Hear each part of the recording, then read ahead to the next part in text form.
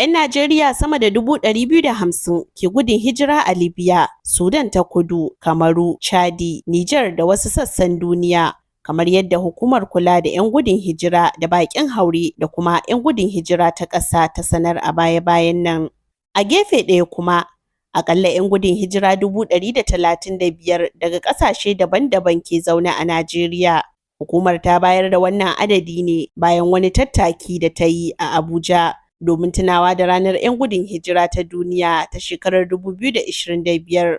Kwamishinan hukumar na tarayya Tijjani Ahmed, wanda ya bayyana cewa daga cikin 'yan gudun hijirar 250,000 na Najeriya, 125,000 suna zaune ne a Kamaru. DCL Hausa, Yohannes MD Ibrahim. DCL Hausa.